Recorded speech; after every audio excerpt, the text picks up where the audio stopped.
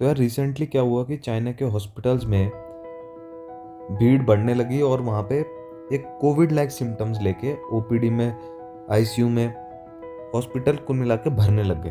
ठीक है। एंड जब डिटेक्ट हुआ तो आया ह्यूमन मेटान्यूमो वायरस। ठीक है। इसके बारे में हम अब थोड़ा बेटर इसलिए स्टैंड में है क्योंकि हमें ये पूरा पूरा कोविड जैसा ही है and we have proper guidelines कि हमें करना क्या होता है। उसमें सबको पता है ना कि मास्क पहनना है, कि हाँ दूरी बनानी है, कॉन्टैक्ट में नहीं आना किसी से, कि सोप वॉश, हैंड वॉश करना है, वो सब चीज़ें है ना। तो अभी देखते हैं हमारे पास क्या क्या डाटा आ चुका है ह्यूमन मेटान्यूमो वायरस यानी HMPV के बारे में। ह्यूमन मेटान्यूमो वायरस जो है सिंगल स्टैंडर्ड RNA वायरस है। ठीक है। ये पैरामिक्सोविरिडे फैमिली से बिलोंग करता है। देखना, अब इस पैरामिक्सोविरिडे फैमिली जो था इसमें मम्स आता था, मीजल्स आता है, ठीक है, समझ रहे हो, इसमें निम्फ वायरस आता है, ऐसे ऐसे वायरस आते हैं इसमें ये भी आता था। हाँ, ये कोई अभी न्यू वायरस नहीं है, ये एक्चुअल में 2001 में नीदरलैंड्स में पहले डिस्कवर हो चुका है। ठीक है। तो प्राइमरी जो है रेस्पिरेटरी सिस्टम को ही इफेक्ट करता है, जैसे एक नॉर्मल कोल्ड वाला वायरस होता है ना, जो कॉमन कोल्ड होता है, वैसा ही कुछ।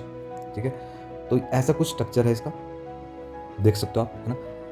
ट्रांसमिशन कैसे होगा इसका? ओरल रेस्पिरेटरी ड्रॉपलेट्स, खांसी कोई कर रहा है, छींक मार रहा है तो हमें मास्क पहनना ज़रूरी है।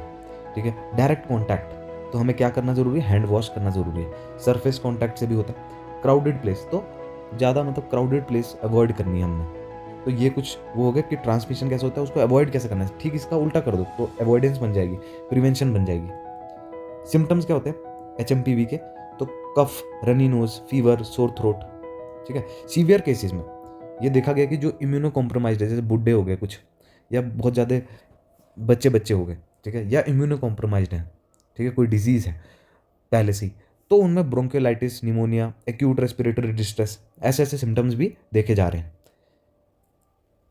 डायग्नोसिस कैसे बनेगा? क्लिनिकल हिस्ट्री लेंगे हम, है ना, समझेंगे अच्छा ऐसा ऐसा हो रहा है। ठीक है। लैब टेस्ट कौन से होते हैं? PCR, एंटीजन डिटेक्शन और सीरोलॉजिकल, ऐसे एंटीबॉडीज को डिटेक्शन करने के लिए। ठीक है। PCR होगा, एंटीजन को डिटेक्ट करना है और एंटीबॉडी को डिटेक्ट, सेम वैसा ही जैसे कोविड में कर रहे थे। तो कोविड में भी बेस्ट टेस्ट कौन सा था? PCR था, जो कि वायरल RNA को डिटेक्ट करता है। सेम यहाँ पे भी PCR टेस्टिंग करना है हमने, है ना, क्योंकि बेस्ट है, सीधे सीधे वायरल RNA को टारगेट करता है वो, तो वही ढूंढना होता है, वही मिल जाता है। ट्रीटमेंट अभी कोई स्पेसिफिक है नहीं।